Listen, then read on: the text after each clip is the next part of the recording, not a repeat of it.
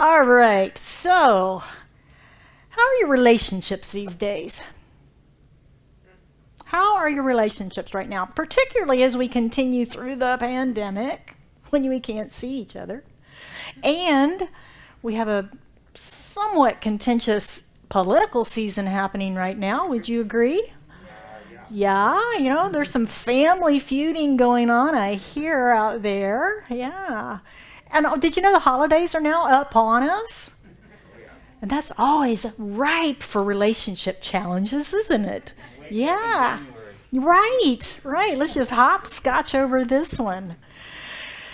Many people are living inside of contentious relationships right now. Not only the things that I said, but there are individual situations in people's lives that can be very contentious, that reduces our enjoyment of life. When you're in conflict with someone in a relationship, it just reduces the enjoyment of life, doesn't it? It kind of wears on you beyond that immediate contact.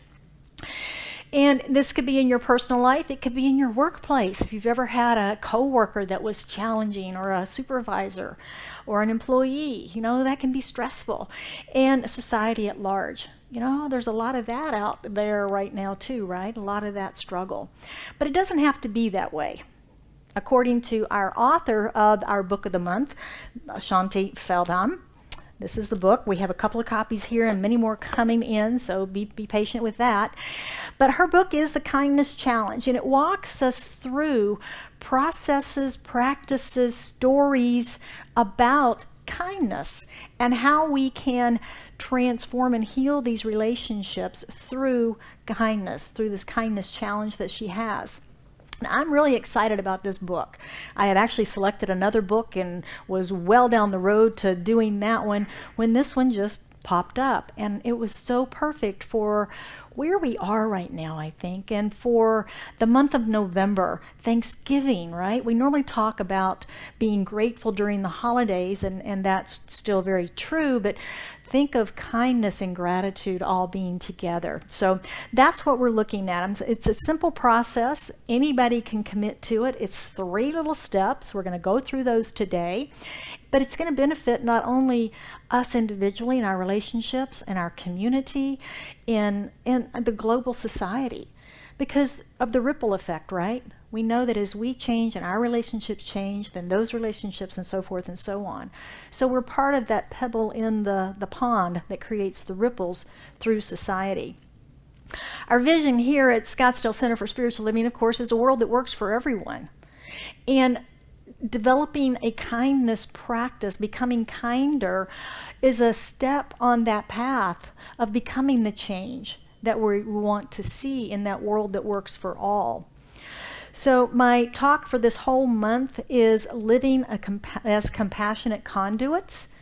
And my talk today is divine authority to choose. Divine authority to choose. Science of Mind teaches us that we have the freedom, of course, to choose, and we exercise that freedom through our thoughts, our words, and our actions. That's how we exercise that freedom. We can choose kindness or we can choose unkindness. And that's one of the things that Shanti points out in this book, is how many of times we're unaware of the unkindness that we're expressing, that we're just unaware of it. So we're going to explore that this month, in addition to the practice on the other side of it. So as I said, it's a 3-step process, and to me it really mirrors our creative process. If you're familiar with the Science of Mind symbol that we use, a seed, soil, plant, it's the thought, the law, and the manifestation. So it mimics this to me. We're going to look at that a little bit more. But before we do, I want to introduce you to Shanti and hear from her about this real quickly. She's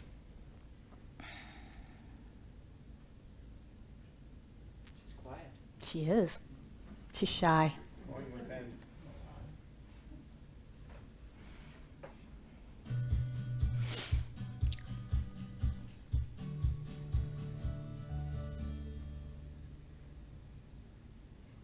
my name is Shanti Feldhahn. I'm an author and social researcher. In my latest research study, I discovered the benefits of something we call the 30-Day Kindness Challenge. You can learn more in my new book, The Kindness Challenge, but here's how it works. Think of a relationship you want to strengthen. Each day for 30 days, say nothing negative about that person, find one positive thing you can praise or affirm, and do one small act of generosity for them. That's it. It's so simple. But my research found that 89% of relationships improved. It turns out that we each have ways we are unkind and sabotage our relationships without realizing it. Going through this process opens our eyes. Take the 30-Day Kindness Challenge. You'll be amazed at how intentional kindness transforms your relationship, impacts those around you, and changes you. Sounds pretty easy, doesn't it? Yeah, real simple, right? 3 little steps. Let's look a little closer. Again, I think these 3 steps, did you notice how they do interact with our 3-step process? We're gonna look at that a little bit more, but before we do, what was the first thing she said? Pick your person. Ooh. So I'm going to invite you to play with me this morning, if you will. Close your eyes if you're comfortable. Take a nice deep breath. And bring to your mind someone that you would like to have a better relationship with. Maybe it's a spouse. Maybe it's an ex-spouse. Maybe you share children or grandchildren with that ex-spouse and the relationship's just not comfortable. How much better it could be with some kindness. Maybe it's a coworker, a family member, brother, sister, parent. Maybe it's those pesky in-laws. A friend, the relationship's perhaps a little strained. Just bring that person to mind. Take a breath. Open your eyes. Now, Shanti tells us that we do not have to tell the other person that we're doing this work with them. This is all in consciousness. This is all for us. Okay? So you don't have to tell them. She says, in fact, most people don't. Most people don't tell the other person. So I wanted you to keep that person in the back of your mind as we go through this today, and it may change and you may have multiple people, or you may need to think some more to come up with one. So just hold that in the back of your mind. But let's look at step 1 of the kindness challenge. It is say nothing negatively about your person. Say nothing negative or negatively about your person, either to them or about them. I love that part. Don't say it about them. Sometimes we think as long as we're not saying it to the person, it's okay to go over here and complain and vent and get it out, right? I just have to vent. But she's telling us in no uncertain terms that that's not okay. That's not okay. And she further clarifies that if you happen to be in a situation where you need to give negative feedback, let's say you're a teacher or a parent or a coach or something like that, or something has happened that you need to correct the other person about, it's to do it in a non-critical, without being negative, with being encouraging, right? Being encouraging. And also, what's my other word? Constructive. That's the word. Being constructive and non-critical in that conversation. We can still be kind, right? Even though we're being constructive in our explanation. So bear that in mind, that we're not saying that we become this doormat of kindness, right?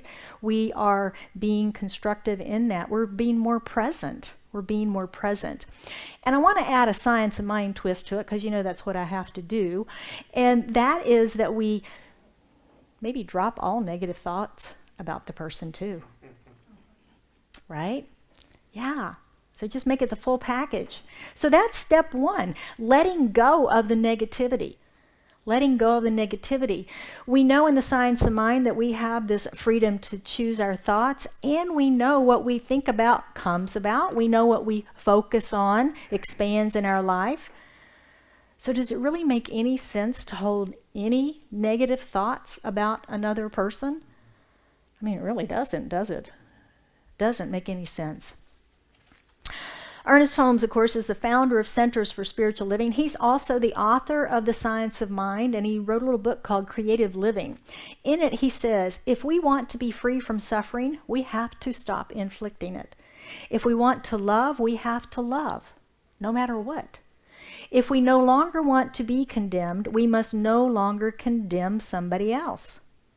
Without harm, without hurt, we may liberate ourselves and help to liberate others, lifting ourselves by the power of our creative imagination to the consciousness of the omnipotence of good and the omnipresence of the living spirit. Yeah. It's basically the golden rule, isn't it? We all learned this in kindergarten, didn't we? And we all experience it as adults. We might call it the law of cause and effect. We might call it give to others what you'd like to receive, treat others like you'd like to be treated. It is done unto you as you believe. We hear it said in so many different ways and so many different traditions, but that's basically what it is, isn't it? And that's what Ernest is telling us. That's what he's sharing with us. And that's really what this practice is about. That's really what this practice is about. We know that when we let's say we're standing in a line someplace, the line is long and the people are slow that are getting us through the line. And if we lash out, somebody's going to lash out at us, right? Cause and effect.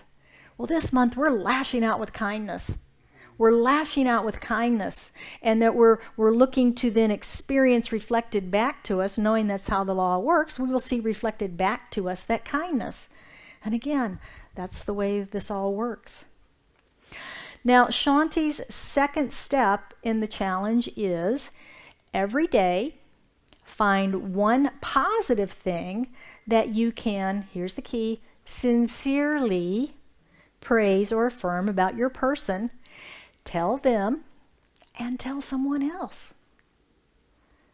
Tell them and tell someone else. Again, I love this process that it's two-step. Actually, it's three-step, because first we have to think of something positive about that person, don't we? We have to think of something positive. Then we have to tell that person, affirm them or praise them, and then we have to tell somebody else about it. And I would suggest maybe not sarcastically, oh, you're not going to believe it, they finally took the trash out. Yeah, that was good.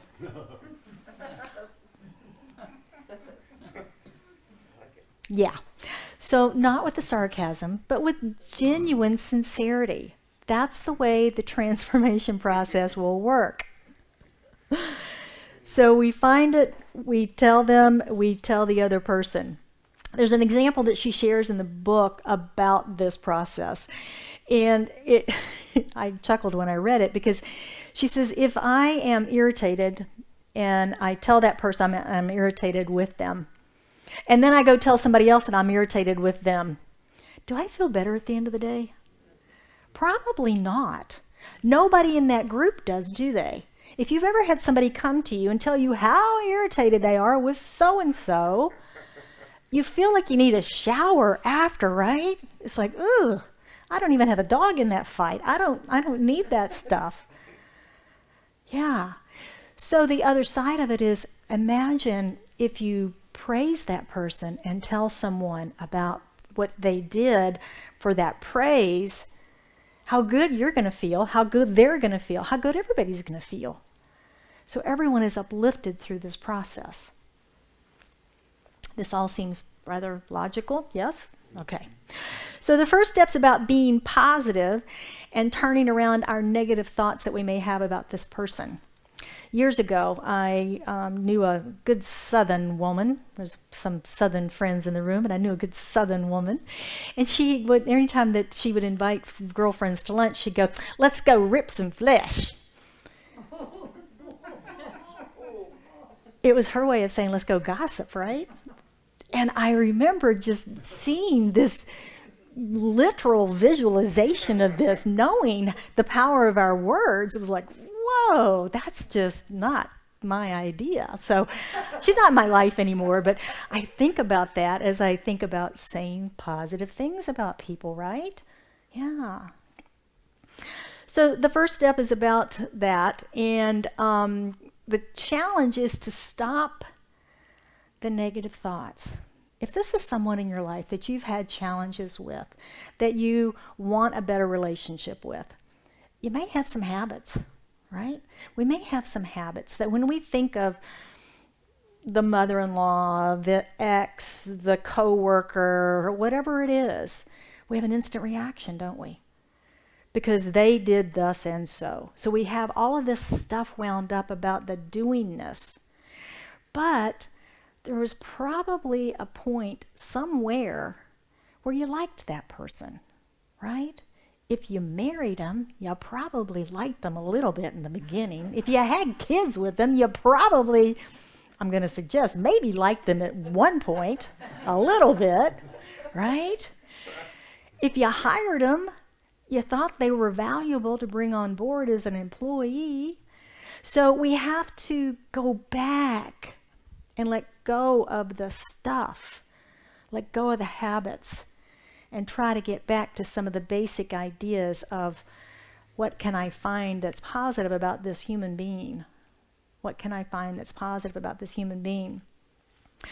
Step 2 then in both of our processes, well, that first step, thinking those positive thoughts, if you think about, if you remember, if anybody's done treatment with me, you know the first step we talk about is what's the condition? What's the icky stuff you want to change in your life? And then we state our positive affirmation, right? So that's what we're doing here in this first step of her process, is finding the positive thing, the positive thought first. The second step then is to then speak that, right? Speak that positive thing, and that's placing our word into the law. That's our realization statement in treatment. That's placing our word in the law. So the third and final step in the kindness challenge is every day do a small act of kindness or generosity for your person. Now, this is the move your feet part, right? We've all heard that treat and move your feet. The move your feet part is where we take action to align ourselves with our new stated intention, if you will, that we have placed into law. If we're not achieving the results in our life that we would like, which if we've said we've got this negative condition, we're not, so we're saying we want this positive, we can't keep doing the things we've always done, right? That's the old definition of insanity, banging your head against whatever that is. Anyway, so you have to realign yourself with truth, with your affirmation. And that's taking these actions now. Taking these actions. Ernest Holmes tells us that in this act of transforming the energy of thought into power for specific action, we're uniting an invisible essence with an invisible law, which is the way the universe operates. If we identify ourselves with the source and perform the act, we may know that our word establishes eternal harmony, transforms everything, and rearranges everything. And that's what we're doing in this process, is rearranging the old thinking, the old ideas that we had around this person and moving that into kindness. So I think we can see how these 3 steps in her kindness challenge align with our science of mind creative process. I was really struck by that when I was reading the materials, like, wow, this is our creative process. Isn't this interesting? But I like the way that she has us actually moving our feet throughout this every day, doing these 3 steps. The creative process, of course, we have the seed, and hers is the positive thoughts. We have the soil, which is planting those words into the law, and then the plant is the manifestation of kindness for others, and the gift is reflected back to us in our lives. So that's the way that works. So I want to move into our spiritual practices today, and see how we can use these to take on this challenge. What do you think? Why not, right? And don't forget to sign up for Mindful Monday. We've got quite an extensive list of folks on that now that are receiving the Monday email of our quotes and notes and so forth, more detail on our spiritual practices. For those of you online, you can send me an email and I'll sign you up. If you're here, you can sign up in the lobby and I'll get you on the list for this week. So, number 1, positivity. Positivity. Love that word. Let go of the negative. And she says, say nothing negative or negatively about your person, either to them or about them to someone else. Now, if this is someone that you've complained about for a very long time, we've got some habits to break, right? We've got some habits to break. If you're in a situation, again, where it's gone on for a while, those negative habits are going to take focus to change. If, as soon as you think of your person, you have a reaction, we may have to go back to last month's talk about forgiveness. Might have to start with some forgiveness work. Remember, we talked about diffusing that energy before we could start our processes. And I think the same could be true here. If there are forgiveness issues in that, we might need to forgive and diffuse that so that we can even begin to step into this practice of thinking positive thoughts about them, because we probably can't find one right now. Yeah? So that's probably step 1 for that. But if you truly want a kinder relationship, let's say it is with an ex and there are grandchildren and the holidays are coming up and you're dreading getting together with them because they're going to be there, we project it all out, right? But if we truly want to heal that and have a better holiday, a better relationship, this might be the way to get us there in the next 30 days. Again, she reminds us that if we're in that supervisory role, to be constructive and not critical. And she's got stuff in the book about phrasing and how we sometimes say that. You know, the kid that comes home and says that they didn't do well on their algebra exam. Well, you should have studied harder. You should have started studying faster, sooner. You shouldn't have gone out for trick or treat last night, right? Those are the ways that we're unkind.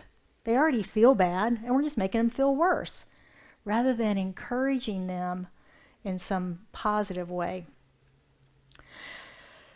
I also want to say, we're going to mess this up. All right? We're talking about changing some old habits. We're going to mess this up. We're going to have oops. We're going to have mistakes. We're going to have the same old thoughts. But keep practicing. Stay with it. Keep going back to it. Listen to your thoughts and start there. Start there. Number 2, praise. Every day, find one positive thing that you can sincerely praise or affirm about your person and tell them and tell someone else. Tell them and tell someone else. Look for the good and praise it is one of my favorite spiritual practices. It's a prosperity practice as well. Look for the good and praise it. We know what we focus on expands. When we're looking for the good, we praise it. We're going to find more good in our lives, right? We're going to find more to praise. And it turns out it works the same way in kindness. And again, the key is sincerity. The key is sincerity. Even if they do a chore that is theirs to do, right? Of course you did that. It's your job to do that, right? But no, being grateful, praising, affirming them for doing that. Those are ways that we can do this. And be very genuine with that praise. Number 3 is kindness. Number 3 is kindness. So we have positivity, praise, and kindness. Every day, do a small act of kindness or generosity for them. Now, she has several ideas in the book that she goes through. One of the things is like leaving a favorite snack with a little note, thought you might enjoy this. Maybe it's a coworker that you know likes chocolate and you give them first dibs on the chocolate that you bring to the office. Maybe it's, I had some extra here I want to share with you, right? Think of little ways that you can leave something for them. Doesn't have to be a big deal, but it needs to be thoughtful. It needs to be thoughtful. And remember, you got 30 days of these to do, so you probably want to start small. But begin thinking about your person and what they might genuinely enjoy as far as a generosity or a kindness for them. You know, maybe it's picking up their laundry. Maybe it's, hey, I'm going to the grocery store. You need anything? Maybe it's simply sending a note. You know, you'll know. You'll know. But give that some thought. And that's it. That's our 3 steps. Positivity, praise, and kindness. What do you think? Great. Maybe? Yeah? Yes. All right. Shanti suggests that the magic of these 3 is like combining 3 chemicals together to get a 4th, like H2O, water, right? We know 2 hydrogen atoms, 1 oxygen atom gives us a new thing called water, right? And these 3 elements of the challenge combine to give us kindness, to give us a overall kindness perspective. And for ourselves, our relationships, and the world, that's kind of the alchemy of it. That's kind of the alchemy of the whole process. They're pretty simple, and we can do them. And Diane has a gift for you today. This is a little handout that has the 3 practices on it, so you can take them home with you. They're kind of pocket size. You can carry them with you to remind yourself. Those of you online, you can go into our website, click on the book study link, and the PDFs are all there. For all of you, if you do that, you'll find the reading guide for the book. You'll find the assessment. She has a couple of assessments that go with this. That is on there as well. This document, and there was one more thing. Oh, she has a study guide for us for the book. You can go there and download that as well. So lots of information there on our Scottsdale CSL website. So before I close up this morning, I want to hear again from Shanti as she explains a little bit more about the program.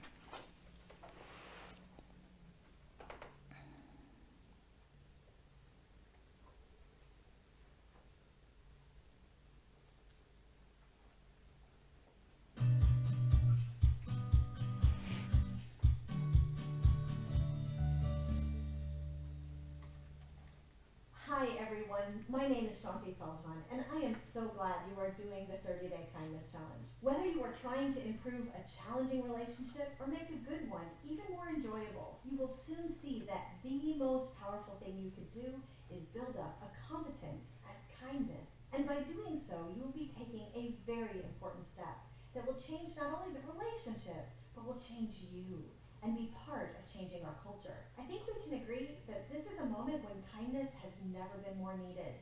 All around us, we see a culture of contempt, of being argumentative, of having to be right, of standing up for our rights, of agitation and rudeness. Really, a degree of unkindness that saturates everything around us, partly through so many types of media, in a way we have never before seen in our history. And without us really realizing it, it hurts us.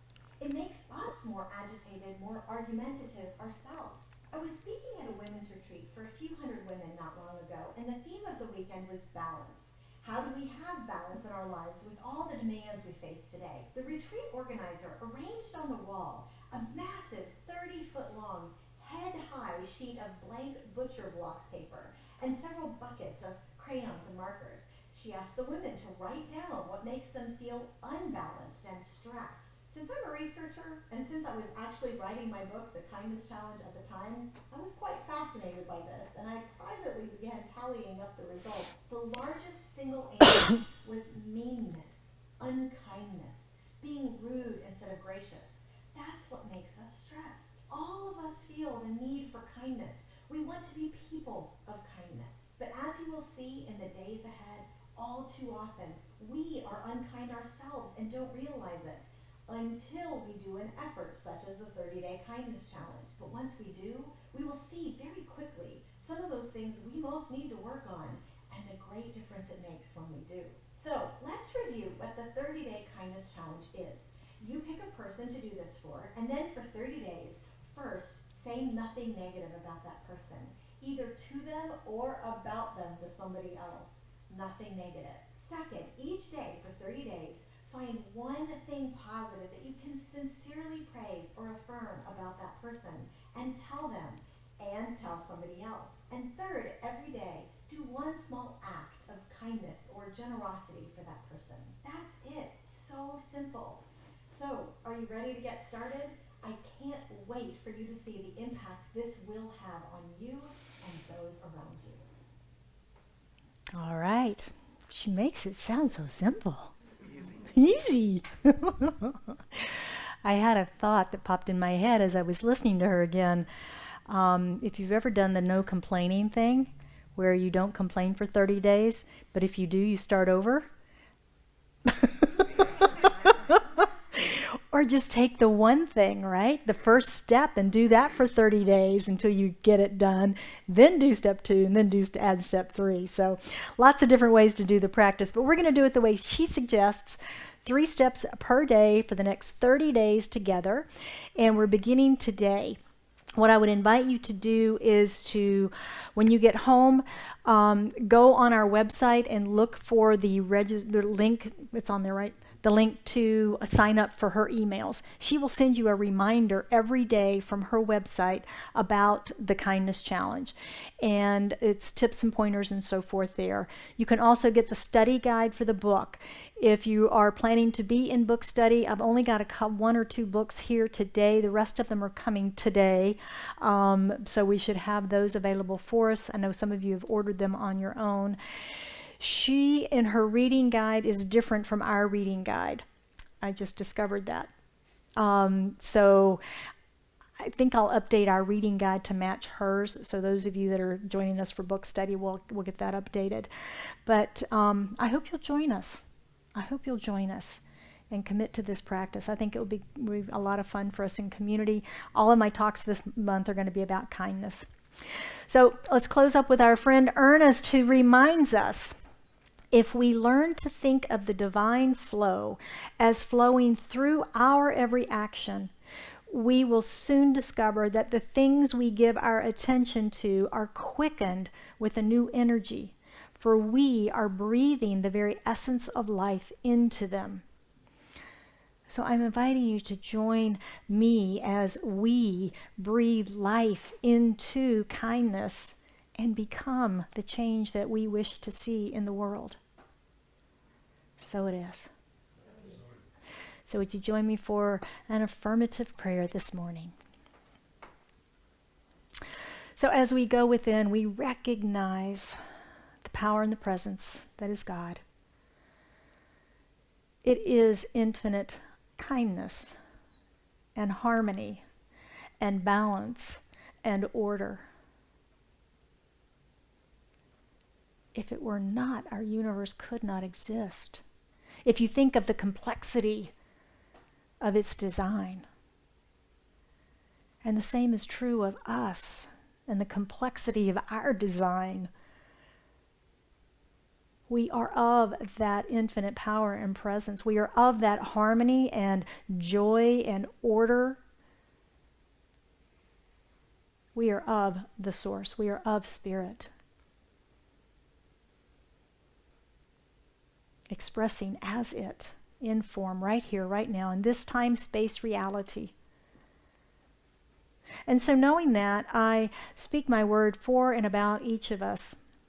As we have gathered here today, as we step into this 30-day challenge to be kinder, to be gentler, to be more present, to be connected, we recognize the benefits to not only ourselves and our relationships, but to our planet, of being positive, of praising each other,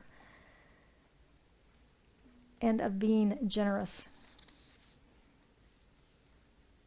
Kindness. As we breathe that in, we feel that within us. And I know that for anyone that has anything on their heart today, that as they raise that into their consciousness, into the awareness of this prayer, into the presence of this prayer, that we all hold that in this one mind, in this one consciousness, knowing that whatever needs to be healed is healed, revealed. If there is flow that needs to occur, if there are answers that need to come, whatever it might be, I know that all of that is revealed in this moment, that the healing has occurred. And so it is with great gratitude, great joy and thanksgiving that I release this into the law, into the action and activity of mind, knowing that it's done. It is so. And we affirm this together by saying, and so it is.